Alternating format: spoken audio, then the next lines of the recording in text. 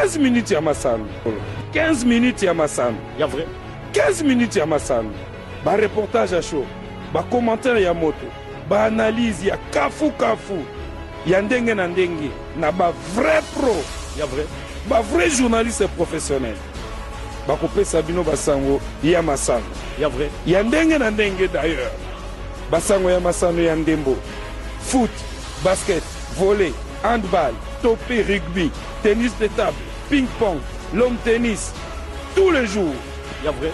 masano ya makofi bibotu to mokato lokola libanda ya vrai boxe karaté judo taekwondo shokando shosho jiu-jitsu sena Congo Kinshasa Congo Brazzaville ezali se mboka moko kaka nde mai ekabola biso bana maluku bino bato bolela kolanda 15 minutes ya masano na sommaire tokolobela bino ndenge nini ouverture ya tennis de table esamaki mokolo ya le mercredi 26 septembre 2018 kuna na Pullman pe lisusu ndenge ASVE club azali déjà s'entraîner kuna na mboka ya Maroc pona ko préparer match na ya kobeta bongo mokolo le 3 octobre kuna na mboka Égypte bozania so basango na 15 minutes ya masano 15 minutes ya masano ya vrai jamais ezala jamais salama na TV moko awa na leo. Bote na bino nyonso tofungola 15 minutes ya masano mokolo ya mercredi 26 septembre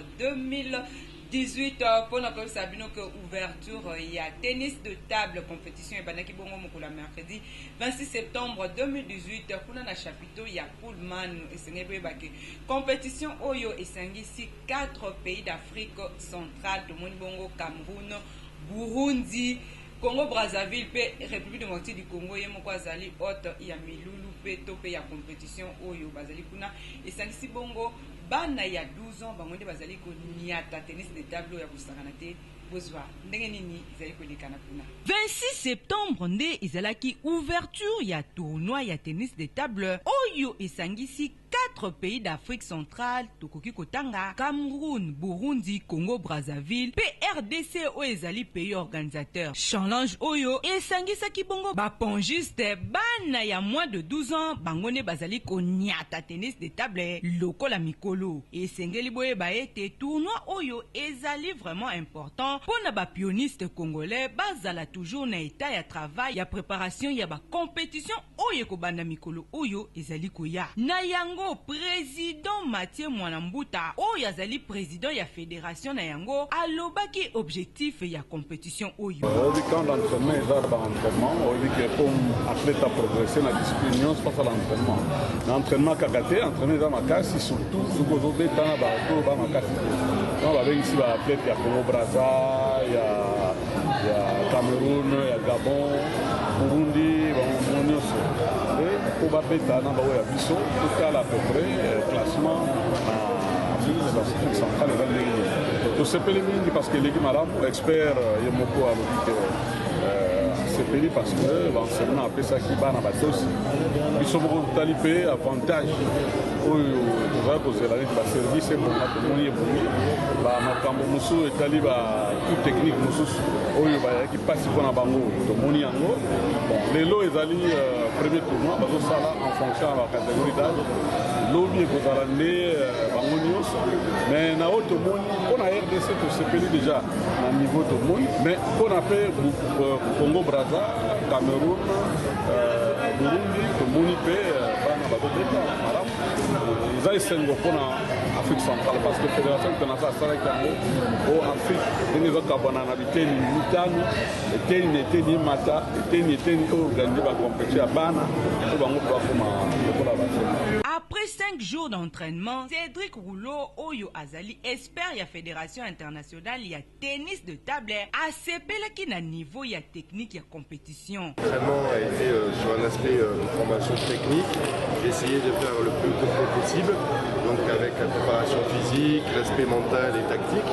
Voilà, maintenant on est sur le tournoi et je vois des belles choses. Je voit des choses qu'on a travaillées depuis 5 jours, donc je suis très satisfait pour l'instant. Bosimba ete demi-finale ezali bongo ya bagarçon tomoni bongo Mbuta Christian oyo ya République de Moitié du Congo akondongwa na bongo na Kilenge Mar kaka ya République de Moitié du Congo pe lisusu Mungundu Esther ya Cameroun ya kondongwa na bongo na Malola Fernando bango nde bakobeta demi-finale oyo kasi esengeli boyeba ke tournoi oyo ezali kocontinue ti le 27 septembre 2018 kaka na chapiteau ya Pullman kuna na Grand Hôtel boya botala ndenge nini tennis de table ezali kobetama tosengi kaka na gouvernement atia maboko mpo na compétition oyo ya vrai tokende bongo na football babengaka bongo ndembo masano ya makolo kuna ASV Club azali deja ko se préparer pour na match na kobeta bongo mokolo ya le 3 octobre 2018 na mboka Egypte na équipe ya Al Masri botala ndenge nini entraînement ezali ko ndongwa na pe ko sala makuna ndenge bazobeta kaka bazokima mbango tozopona bongo ye moko le chef coutumier Lukonga azokima kuna ba joueur et puis quelques joueurs bazali bongo absent pour bazwa qui déjà ba blessure na match ou babeta qui ya quart de finale retour bola na ndenge nini docteur Mathieu a expliqué na micro ya 15 minutes ya masano pe lisusu ye moko joueur mokoko à bongo bola. Notre infirmerie n'est pas tout à fait vide, hein. Nous avons deux cas qui continuent à nous faire un peu des soucis. Il y a le cas de Claudine Gonda qui est titulaire mais qui n'a pas pu jouer les 2 matchs des quarts de finale parce qu'il a connu un petit problème au niveau des muscles de la cuisse. Il est encore sous traitement, récupération. Il n'est pas encore à 100% de ses capacités. Et nous faisons de tout notre effort pour qu'il puisse récupérer complètement. Là, il est déjà dans le groupe. Il court avec tout le monde. Mais nous ne pouvons pas encore donner des certitudes totales sur son état de santé parce qu'il a encore un petit douleur et un peu de douleur. Et puis Lenga, comme il m'a appelé Mukoko, qui est à côté de chez nous, il est encore sur le banc pour vous montrer qu'il a connu une blessure lors du dernier match. Il n'a pas pu terminer son match. Il a une douleur, une pointe au niveau des psoas ciliaques gauche. Donc ce qui fait qu'il ne peut pas s'entraîner dans le groupe. Donc ça nous inquiète un peu. Nous allons voir dans quelle mesure on peut essayer de les récupérer, mais nous ne pensons pas que dans les 7 jours qui vont suivre ici, il pourra être au point parce que les blessures musculaires, il faut donner du temps pour bien récupérer.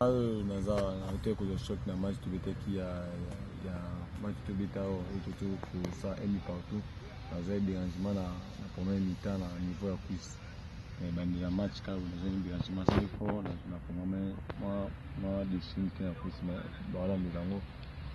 une zamba fini tout à une zamba fini toke bon na masolo etali drapeau ya mboka wana nini équipe nationale bao bazali sélectionné bongo na liste ya le coach Florent Ibenge ba présélectionné bazali bongo 35 pour na match oyo ekobeta mabongo na équipe ya Zimbabwe pour na CAN éliminatoire CAN Cameroun 2019 bolanda ndenge nini ye moko le team media Géry Gérard Angengo a expliqué na micro ya 15 minutes ya masala awa naza ko intervenir comme responsable média team média officier ya ba Léopard République démocratique du Congo boyebi ke sanza ekoya sanza ya zomi mois d'octobre ba Léopard bazali na match mibale 3e na 4e journée il y a ba éliminatoire il y a CAN Cameroun 2019 tokokuta na bongo na ba Brave Warriors ya Zimbabwe bomona ba match wana les rekomaka 3e 4e journée za ba match betamaka avec écart il y a 2 tout au plus 3 jours et vous allez pratiquement la même chose pour na sanza il y a octobre. Bongo programme Oyo Bakondi, coordination avec l'équipe nationale, notamment vice-président charge de la trésorerie, M. Roger Bobo Bondembe Bokanyanga, na secrétaire intendant Serge Bagueta Dikilo, Capo, de Babenga Kaye, va transmettre bongo na team média office, il y a Léopard, programme Dengue et Bongisami. Na kobeta ba match wana regroupement ya ba Léopard et pour ça la le 8 parce que période il y a date FIFA ezali du 8 au 16 octobre. Bongo pe regroupement ya ba Léopard et kozala lundi le 8 octobre wana regroupement ya ba Léopard et kosalema na Kempiski Fleuve Congo Hotel. Généralement ba Léopard bazala na Béatrice Hotel mais mbaloyo bakozala à partir du 8 na Kempiski Fleuve Congo Hotel vers Inter Bato Baibi Kinshasa Malamu. À partir il y a 17h. Wanape regroupement bandi le lendemain d'entraînement et bandi match pour la date à match boyebi déjà et kozala bongo samedi le 13 octobre. Samedi le 13 octobre des matchs et kobetama. Le même samedi Nabutu donc ce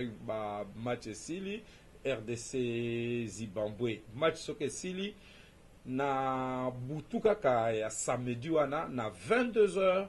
ba Léopard délégation nyonso ba Léopard bako décoller bako zo avion moko privé pour na okende na Harare na Zimbabwe pour na robeta match retour et kozala le 16 octobre mardi 16 octobre wana samedi kaka na butu ba Léopard bako décoller pour na okoma kuna pratiquement na tongo ya mokolo yenga dimanche wana mbala moko installation na ba hôtel et puis na kanisi wana coach sélectionneur principal Jean-Florent Ibenge akobimisa programme généralement ce qui installation est silami déjà dimanche après-midi ba entraînement ko banda mardi pe moi entraînement moko léger avant midi marche et puis après-midi reconnaissance et à terrain pour match Betama mardi le 16 octobre. Juste après match, délégation à Kinshasa et Kozonga. Et puis la plupart il y a des joueurs professionnels expatriés à Poto. Mingita Moussou déjà à partir Kakaya Harare de Bazui ba Pepo na bango po na Kozonga na l'équipe na bango sika ba betaka. Bongo Manso Masalami au niveau ya FECOFA, Fédération Congolaise de Football Association, pote équipe nationale et van na ba condition malamu na lisungi bien entendu. Il y a sponsor principal, il y a équipe nationale, ezali gouvernement, il y a République, il y a son excellence monsieur Bruno Tshibala Ntsenze, Zambi Yende Mutu, Azali Bongo patron chef du gouvernement. Oyo ekosalate ba Léopard va se retrouver dans des conditions optimales pour nakobeta match na bango pour match wana boyebi que pour le moment Zimbabwe aza premier na différence ya ba but et double confrontation autre kobeta na bango le 13 na le 16 yango wana eko déterminer équipe oyo kozala qualifiée na groupe na biso du moins pour la première place ya groupe. Et Tobandi était Léopard, bon, Zalabon, on a lisungi, la population congolaise mouvement d'Enge Zalaka, Botali déjà liste présélectionnée, d'Enge Bolandi, et Tobandi te, Masomako le Kamalamu, P, équipe Nabiso, oui, mais ça n'a pas été Sabiso et que c'est Sabiso. Toke bongo na Lina Foot Ligue 1 ndenge kaka boye bien sengela ki que Asvel Club ndongo na bongo na équipe ya Renaissance mokolo ya dimanche kasi match wana eko beta mate po Asvel Club azali ko préparer ba match na ya minene bolanda ndenge nini ba supporters ba expliquer na micro ya 15 minutes ya masano. Na occasion bo pesinga lelo ngai pe na lo baliboso il y a bilili il y a 15 minutes ya masano naibi ke tomesana ba imprévu presque na makambo itali organisation ya championnat na biso o tobengaka Vodacom Ligue 1 chaque fois ba organisateur comité de gestion ya Lina Foot ba yebisa biso kaka ya mbaloyo makambo ekozala bien tokoto sa calendrier ndenge tobimisiaki yango mais na ebandeli boye deuxième journée déjà ça pose problème. Ton limite que le calendrier est respecté. Le calendrier est établi dans Lina Foot. C'est différent na calendrier oyo est na CAF. Vita a un match moko très capital. Bisonyo soto ebiango, est un match ya Coupe d'Afrique. Et ça pour l'intérêt ya ba Congolais surtout. awuti kobeta na Maroc match makasi ba joueur moso bazwi ba choc maintenant bango bakoki kozonga mbala moko te baya kobeta mbala moko lina foot sans toutefois ba préparer match retour match aller il y a demi-finale il y a Égypte parce que c'est un match très très très capital très très important bakoki ko négliger en côté ceux qui baillé na ba frère voyage aller comme retour baba nakoya baba nakozonga isusu Égypte ba moni que non ba dirigeant moni que non moi exacté ba ko ça toujours ba recours et ça rango tardé championnat ya lina foot ezaka tout au début ça troisième journée ça tardé ça match moko faut ba remettre ngo et comme un match à souka to bien un match remis pour permettre l'équipe là ce club à se préparer na conséquence pour na match na ya demi-finale. Toke bongo na Tchango pour kotala attente urbaine ya Tchango championnat ya Tchango match betamaki bongo mabama bando mwanaki na équipe ya Saint-Denis match kendaki 1-0 na faveur ya Saint-Denis cinéma mbokeli mbokanga bango bazalaki wana na sima pona kotala ndenge nini masolo oyo ezali kokumbama bolanda.